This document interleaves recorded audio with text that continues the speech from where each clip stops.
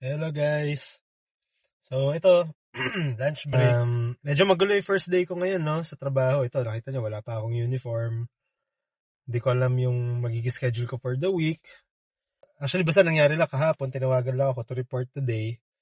Tapos, yun, morning, nandito na ako. Then, diretso ka agad eh. Ano ka agad? Saba ka agad eh. So, hawak agad ng client. Kuha ng mga blood glucose. Tapos, bigay ng medication. Although, meron naman akong mentor. Kumbaga, nagsha-shadow ako doon sa isang nurse. Wala pa nga akong login eh. Wala pa akong login, timesheet, lahat wala. Basta pagdating ko doon, kahit access doon sa Matrix, wala pa ako eh. So, basta nangyari lang, diretso handle na ng client. No? Pero sa akin, okay din lang naman. No? Kumbaga, baptized by fire, okay lang. Matututo ka rin naman sa ganyan. Kaso yun, medyo magulo pa. Anyway, yan, maya-maya, babalik na ako doon. Kumain lang ako mabilis. So, it's going to be a long, hard day. Kasi first day ko ngayon, talagang kapaan pa. Update ko kayo ulit, guys. So, everyday naman to. I'm sure it will get better. No? At kung kahit mahirap pa yan, kakayanin natin yan. Ganyan tayo mga Pilipino. So, kahit anong hirap, kakayanin natin. Lalo-lalo na para sa pamilya natin, di ba? So, yun lang muna, guys. Mamaya, babalik ako ulit. Okay? Bye-bye! Hi guys, welcome back to my channel, Big Daddy RN. Nurse Mark here. And as promised ko sa inyo from my last video, sabi ko babalikan natin, no? Or pag-usapan natin yung first year experience ko. Recap tayo, no? Nung first year na trabaho ko dito sa US. So, kamusta ba siya? Mahirap ba? Mahirap ba yung adjustment? Diba? Saan ba ako nilagay na area? Rehab, long term, morning shift ba, night shift? Diba? So, lahat yan, kamusta natin? Okay? But before all of that, syempre, if this is your first time sa channel na to, please do subscribe, click that button, and like and share nyo na rin sa mga friends nyo, no? Para sa marami pa tayong tulungan ng mga nurses na katulad natin na kapunta sa US. Okay? So, ready na ba kayo? Tara, pag-usapan na natin. Let's go!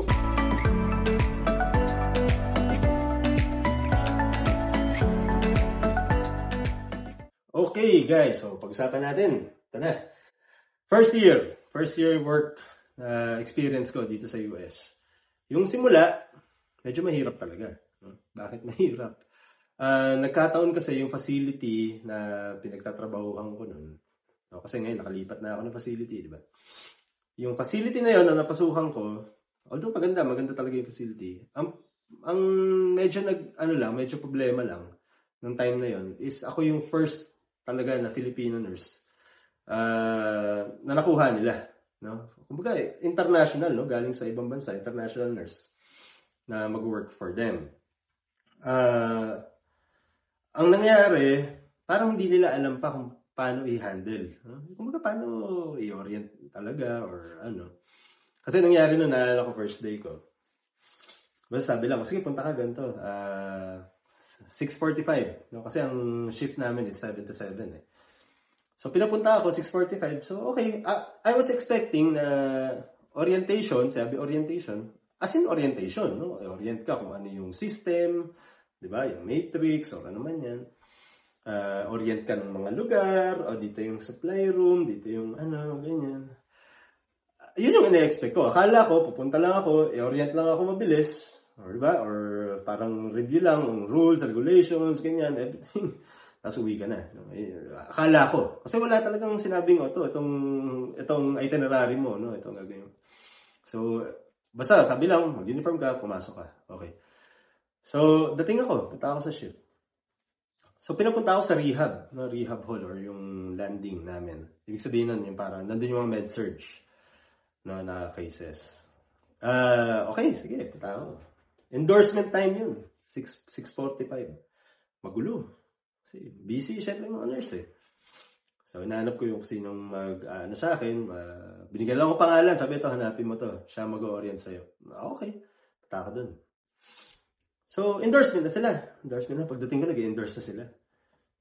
Tapos, pagkatapos ng endorsement, banat na agad. Kasi kailangan, lalo pag nasa med-surg area ka, no time to waste eh. Kailangan med-pass ka agad, no? Start ka kasi ilan yung pasyente mo. Bigay ka agad ng gamot. So, tinanong lang kagad niya ako, komportable ka bang,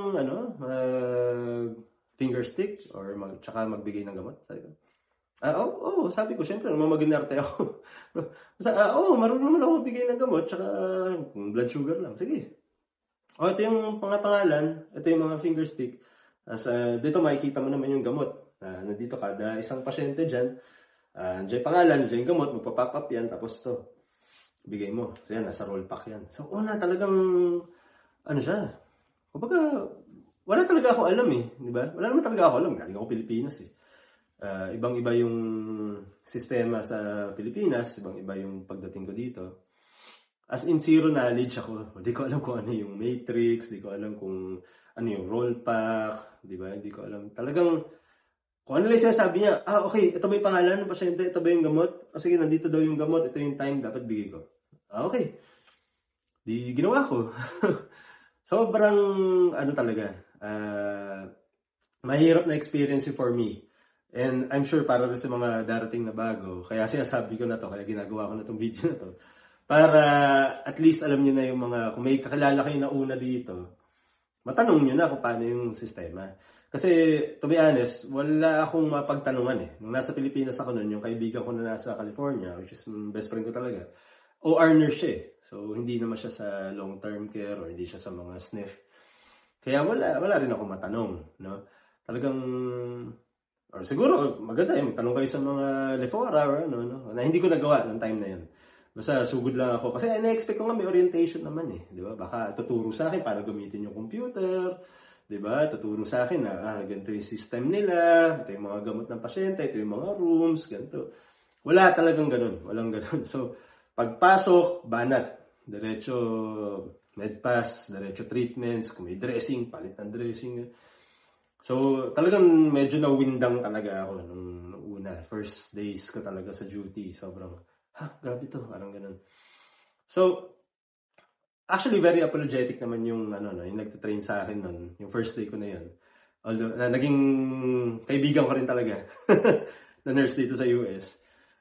Very apologetic siya. Sabi niya, Mark, parang, syempre English sabi niya, I'm so sorry na hindi, I weren't able to teach you a lot of things. Ganyan, the day is just so busy and everything. We have discharges, we have admissions, the day na yun. As in, dumating ako 6:45, umuwi kami 8:30 na ng gabi. No, past 8:30 na nung nag-clock out ako nun. Parang sabi ko, grabe naman to first day na to. Grabe, ganito ba lagi ito? So, siya mismo, yung nag-train sa akin na nurse na mismo na yun, sinabi niya ngayon dun sa admin namin na parang dapat yata hindi nyo muna sa med-surg nilagay si Mark. Paano pinatrain nyo muna sana dun sa long-term. Bakit? Kasi ang long-term care namin is medyo mga residents na yan. No? Yung mga pasyente dyan, long-term nga So, matagal na sila dyan. Kumbaga, nandyan na yung mga gamot, regular na nilang iniinom, hindi sila yung mga tipong naka-IV or naka-peg tube or naka-trach na kailangan mo suctionin, ganun. Kasi pagka med-surg, medyo close to hospital setup pa yan no? Na talagang step down lang. So, ito, medyo mas routinary pagka nasa long term ka. So, sabi, lipat muna ako doon. Tawa ng Diyos, sa kilig naman, nilipat ako. Doon muna ako tinrain. And doon medyo mas nakuha ko yung system. No? Kasi ang nag-train sa akin doon, medyo mas senior nurse na siya. Very calm. At very calm siya na tao. So, sabi niya lang, sige Mark, ito. Tinuro niya, ito yung matrix namin. Matrix kasi is the operating system nung mga computers namin doon. Para papakita kasi doon kung ilan yung pasyente mo, anong area ka, no? So, click mo anong area ka, ilan yung pasyente mo. Tapos magpa-pop up doon, medications, treatments, explain ko, may mga dressings ba yan, or ano. Tapos kung ilan doon yung mga, ilan ang i-weigh mo. Kasi, marami kasi yan So, doon, tinuro niya, ito yung click mo, i-arrange mo from low bed, ibig sabihin yung numbering ng rooms, para magpa-pop up kung ano yung schedule na ibibigay mo mga gamot, ganyan. So, tinuro niya sa akin, medyo mas nakuha ko on my second day. Tapos, for the next, parang for the next month or two, doon na ako muna sa long-term care. So, pero anong nangyari, ang orientation ko nun, parang binigyan lang ako ng 5 or 6 days na may nagsha-shadow sa akin. Tapos, pagkatapos parang wala na, bahala ka na. Basta yung cart mo, may diretso na, duty ka na. So, may challenge talaga yun for me, no? Kasi wala silang, yun yung sinasabi ko. Nung dumating ako, dahil una akong Filipino nurse, wala pa silang standard na, dapat pag may bagong nurse, ito yung training, natin. Kumbaga, standards na susundan natin. May checklist sila na dapat natutunan nila. Diba, dapat na-orient sila kung ano ang medroom, na-orient sila kung paano yung operating system, na-orient sila kung ano yung mga skills na dapat nilang alam, dapat nag-undergo sila ng training sa wound care, dapat alam nila kung saan yung stock room, yung mga ganun ba. No? So sa akin, wala kasi lahat yun eh. Basta, nurse ka, sige, duty ka na. Parang ganun yung nangyari. Hindi pa nila alam kung paano i-handle. I'm sure hindi naman nila kasalanan yun. Nagkataon lang na, first time eh. Galing ibang bansa, tapos biglang duty. No? So, ang nangyari, after sa akin, yung mga sunod na mga Pinoy na dumating na, no? Kasi parang after 3 months, and so, may mga bagong batches na ng mga Filipino na dumating. Medyo mas na-train na sila. Na nagkaroon na ng, kumbaga, parang training checklist na gano'n, na kailangan nila makomplete yun, pipirmahan ng nag-shadow sa kanila, katunayan na natutunan na nila yung mga bagay na yun. Bago sila papag-duty mag-isa. Okay? So, para akong naging guinea pig. Pero okay lang. Nakatulong na meron akong experience sa Pilipinas, no? Nakatulong na nakapag-hospital na ako dati. Para yung mga basic na mga paglalagay ng IV, paghanap ng ugat, or yung tipong mga pagfo-foley, di ba? May idea na ako paano mabilis ka nang magawa, no? Kasi may experience ka na eh. Yun lang naman siguro yung naging advantage na meron ako hospital experience before. So, yun ang naging simula. No? Medyo mahirap siya. So, nag-start ako ng day shift. Day shift ako nun. Ngayon, pag-usapan naman natin, ano ba yung, for me naging pros and cons ng day shift and night shift. Kasi, after 2 months ko working on day shift, nagkaroon ng opening for night shift sa rehab. Yun yung med-surg. So, sabi ko, sige, parang gusto ko i-try yung night shift. Kasi nga, parang mas kalmado eh. No? Kumbaga, tulog yung mga pasyente, wala masyadong phone call, mga relative, tatanungin ka, gano'n. So, to be honest, yun yung naging na reason ko bakit. Kasi gusto kong try yung night shift. So, tumagal ako ng night shift for 8 months. Ang setup lang namin, ang mahirap lang doon, pag mayroon nag-toxic, no? Pag may nag-toxic na pasyente, wala kang doktor or wala kang nurse practitioner sa area. So, kailangan mong tumawag na on-call. No? Dati meron kaming on-call na nurse practitioner na tawagan mo. Or ngayon kasi meron kami tinatawag na sound physician. No? So, parang system siya. Nasa laptop yan. Na doon ka kukontak. Para siyang call center. Ang pupuntahan niya parang call center ng mga doktor. Ang mahirap doon, medyo matagal. No? So, halimbawa, dapat mag-gauge mo rin yung pasyente mo kung talagang for emergency na siya, kailangan na siyang itakbuhin sa ospital. Pagka ganun, ginagawa ko, wala na, nag-911 na kagad ako.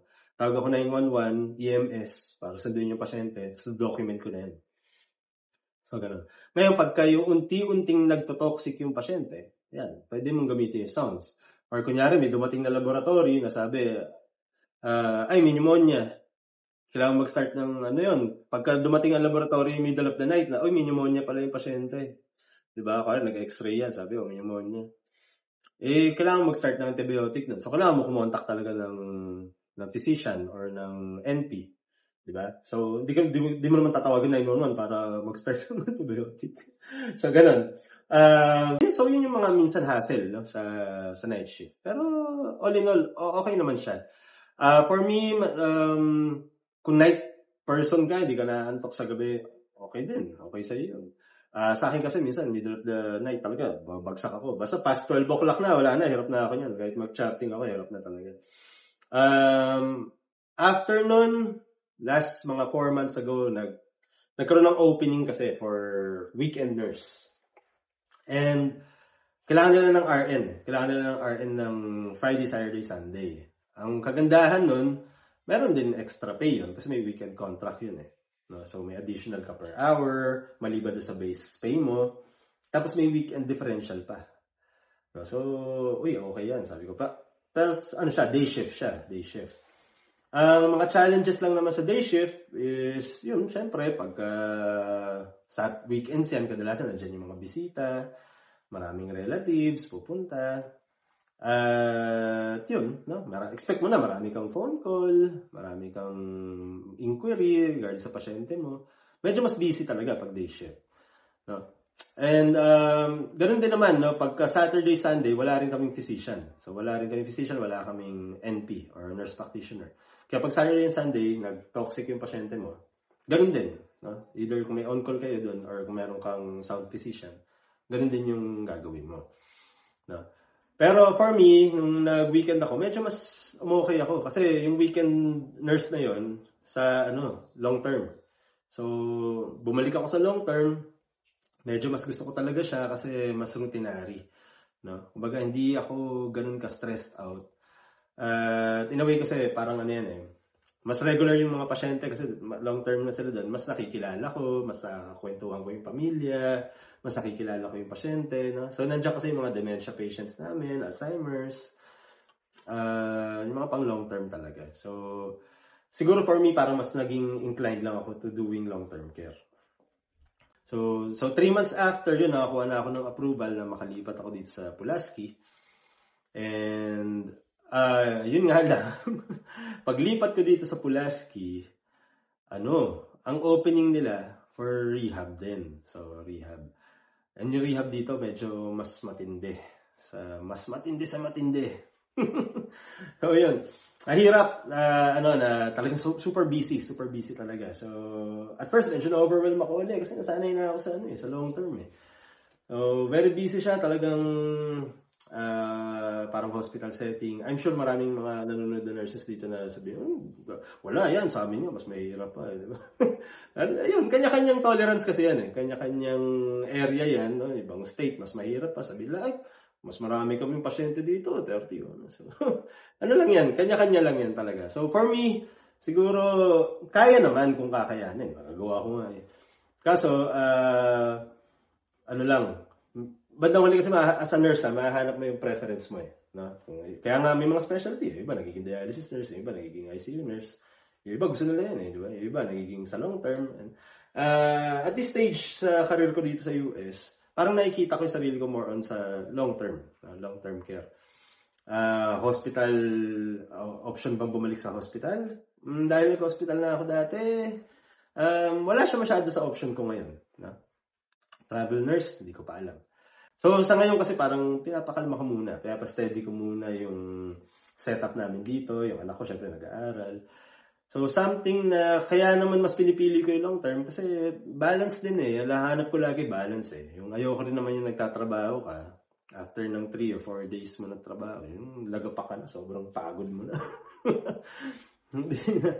Sa akin, parang yung may balance na nagtatrabaho ka, tapos yung pagpahinga mo, nakakapag-workout ka pa, nakakapasyal ka pa sa mga anak mo, di ba? Yung may balance ba? Di ba? Oo, siguro with age na rin, no? Kasi nung batang nurse ko, ako, no? Nung batang nurse ka, yan, sige, banat, gusto ko, exciting yan, no? ER, ICU, no? Pero, na-experience ko na yun. Ngayon nandito ako sa US, basta hanap ko na yun, medyo mas kalma na. So, yun lang na Pero sa ngayon, nasa rehab pa rin ako eh. So, hindi ko alam kung makakapag-move ba ako, matutupad ba yung, kasi I'm trying to request na rin na unti-unti ilagay ako sa long term. Kasi yung facility namin may long term care din naman. So, yun yung ma-share ko regarding sa part ng trabaho. No? Mga coworkers, syempre rin eh. Dito iba-iba ang culture, syempre, malayo sa Pilipinas. Dito, hindi ka pwedeng pilitin mag-OT. Kung ayaw mo mag-overtime, ayaw mo. Diba? Uwi ka talaga. Hindi ka tulad sa amin sa Pilipinas. Dati sa ICU, nagka-24 hours kami duty. Diba? Parang dito hindi. Pag sabi mo ayaw mo. Mga katrabaho mo dito, matulungan naman. No? Pagka, lalo ako lang Pilipino, bago ako. Pag nagtanong ka naman, tutulungan ka naman. Syempre, may mga, kahit saan namang culture siguro, may mga taong minsan wala lang talagang pake or minsan may mga suplada. Normal naman yun. Kahit naman sa Pilipinas may mga suplada. So, yan, being real lang. Dito, naman, Nothing different naman. Everything, believe me, makakapag-cope naman tayo, no, mga Pilipino. Magaling tayo, Pilipino tayo. Pero ano yan, yun yung naging parang recap ng trabaho ko dito sa US for my first year. And still, I'm still learning. Marami pa rin ako kailangan matutunan. Nag-a-adjust pa rin ako, lalo ngayon, bago na naman yung facility na pasukan ko. But I'm telling you guys, it's all worthwhile. No? Okay talaga siya. Dito na nakita ko yung work-life balance, unang-una. Sipin mo, minimum ko, pasok ako 3 days a week lang. Tapos may 4 days off ka kaagad. Balance eh. Tapos sa 3 days mong pinapasok every week, kaya mo nang suportahan yung pamilya mo. Di ba? Brand new yung kotse. Di ba? Maganda yung bahay. Di ba? Puno yung kitchen mo lagi ng pagkain. Di ba? This is something na para syempre pang-inganyo ko rin doon, pang-inspire ko doon sa mga kababayan natin na nag-iisip din na magtrabaho as nurse dito sa US. Ano talaga siya? Worthwhile. Yung mahirap syempre. Kahit sinong OFW naman, masabihin yan. Mahirap magtrabaho sa abroad. Syempre, iba yung kultura, iba yung mga nila. Minsan, hindi mo masabi. Tingin ka agad sa'yo. Parang, Asian ka. Hindi sila makakita ng Asian. Ano yan? Basta, keep in mind lang kung para saan ba. No? Ano ba yung goal mo? No? Para sa mga anak mo, sa pamilya nyo, di ba? Or sa career mo. Whatever keeps you going. No? Ako, lagi ko lang inisip, take it one day at a time. Kasi minsan, syempre, kinakabahan ka rin. Hindi mo alam kung ano i-expect mo sa trabaho. Mahirap talaga sa mahirap. Pagod talaga, promise. Expect nyo na yan. Hindi dito cotton candy land. Ano talaga siya? Mararamdaman nyo yung pagod. Lalo sa adjustment period. Pag medyo nasanay na yung katawan mo, yun, okay na, no? So, ride mo na lang yan, yung contract mo kasama matapos. Then, mag-open up na yung mga options for you. Kung ano ba yung plan mo after ng contract mo. Gusto mong renew ulit, sa same facility, nasanay ka na, edi go. Diba? So, yun. Yun yung ma-share ko sa inyo for now. 1 year pa lang ako dito sa US. Marami pa mangyayari. Siyempre, share ko sa inyo kung ano man yung mga future plans ko pa after yung contract ko dito sa employer ko. So yun, kung meron pa kayong mga comments or questions na gusto nyo tanong, comment lang down below. Kung meron pa kayong mga gustong topic na gusto nyo gawan ko ng video, sabihin nyo lang. Tignan natin kung ano yung mga pwede natin ma-share regarding dyan sa mga topics na yan. Okay? So again, thank you guys for listening and spending time watching my videos. Kung di pa kayo nakakapag-subscribe, please subscribe and share this video to all of your friends. Okay? Again, before I go, lagi kong papaalala sa inyo, wag niyong kakalimutan ang dapat nyong tatandaan. Big Daddy RN, signing out. Okay. Home. Balik na sa apartment. Oh, look at that.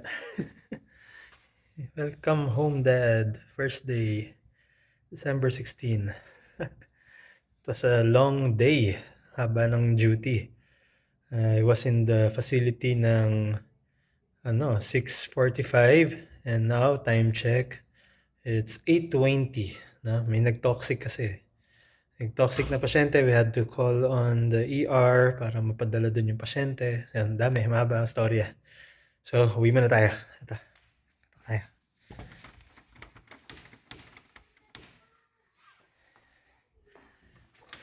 Tingnan natin mga chikiting.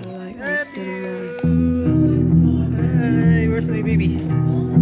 This little life. I think I like this little life. Kain na ba? This silly little life.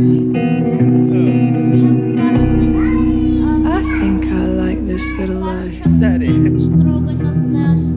Wow, talaga. Sige, kain This na. little life. Muna to. Nasaan ulam? I think I like this little life. Tapos ay coatis nila. This silly little life. Tapos nag-make ako dalawang baby. Super I yummy. It's like apple this cheddar. little life. My mom used to make that.